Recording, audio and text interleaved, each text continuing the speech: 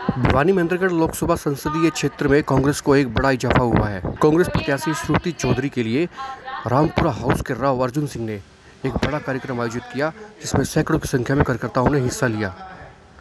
समझा जाता है राव अर्जुन सिंह के साथ आने से श्रुति चौधरी को बड़ा फायदा मिल सकता है। इस दौरान राव अर्जुन सिंह ने कहा कि वे श्रुति चौधरी को यहां से एक बड़ी जीत दिलाकर भेजेंगे। वहीं श्रुति चौधरी ने भी पूर्व मुख्यमंत्री और उनके दादा स्वर्गीय बंसीलाल को याद करते हुए कहा कि अहिरवाल का अगर किसी ने काम किया है या यहाँ के लोगों की सेवा की है तो वो सिर्फ एक ही नाम है, चौधरी बंसीलाल। और उन्होंने कहा कि वो चौधरी बंसीलाल के नक्शे कदम पर चलते हुए अहिरवाल को न्याय दिलाएंगी। आइए दिखाते हैं कार्यक्रम की कुछ झलकियाँ। और आपकी तो पगड़ियाँ बहुत ज़्यादा हैं और हम वहाँ से 25,000 वोटों से जितना अगर भेजेंगे तो आपकी जीत तो भाई 50,000 तो होनी ही चाहिए पगड़ी के हिसाब से। किसानों का इलाका है और फौजियों का इलाका है और मजदूरों का इलाका है। बड़े बड़े व्यापारियों और रईसों का तो इलाका नहीं है। ये छोटे किसान छोटे मजदूरों का इलाका है और उनको एक ईमानदार बेदार परिवार का आशीर्वाद चाहिए था, जिससे वो अपने राष्ट्रीय स्तर पर अपनी ये बात उठा सके। आपकी बेटी हूँ, बहन हूँ, आपका सुख दुख मेरा सुख दुख है। आप आगे बढ़ोगे, हमारे नौजवान भाई बहन आगे बढ़ेंगे, प्रगति के रास्ते पे चलेंगे, तो सबसे ज्यादा खुशी मुझे होगी कि वाकई में अपने लक्ष्य तक हम पहुंच पा रहे हैं, अपने लक्ष्य तक बढ़ पा रहे हैं।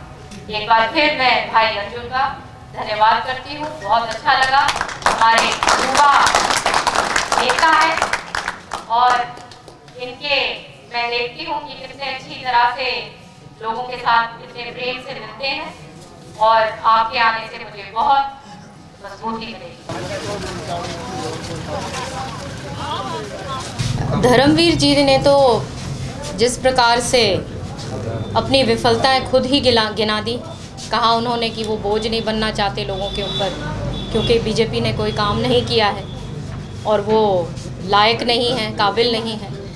तो उन्होंने तो अपनी विफलता, अपनी और अपनी सरकार की, पार्टी की सारी विफलताएं खुद ही गवाही दे रहे हैं। देखिए, सरकार के ऊपर तो कोई भरोसा करा ही नहीं जा सकता, क्योंकि ये वो सरकार है जहां पहली बार कहा गया है, खुद का इनके जो आंकड़े हैं वो भी सारे गलत ये पेश करते रहते हैं, तो इनके ऊपर भरोसा कोई नहीं करता।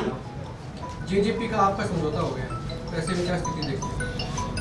दोनों का जन आधार नहीं है हरियाणा में, इसलिए आप एक दूसरे का सहारा लेके लोगों के अंदर घुसने की कोशिश कर रहे हैं। और इसमें और क्या, चुनाव से जेजेपी निकल के दूसरी पार्टी को, इसका फायदा किसको होगा, कांग्रेस को, बीजेपी को? देखिए, हर रोज़ लोग जेजेपी के या आईएनएलडी के और बीजेपी के सारे टूट के हर रोज़ दिन प्रतिदिन कांग्रेस के अंदर शामिल होते जा रहे हैं। तो लोग उब चुके हैं इस प्रकार की राजनीति की, जो ये बिल्कुल जिसको कहते हैं कि इस प्रकार की राजनीति को नकारा गया है, जहाँ पे विकास और प्रगति की बात तो कोई करता ही नहीं है और ये सारी बातों में झूठ की राजनीति को चलाते हैं आगे।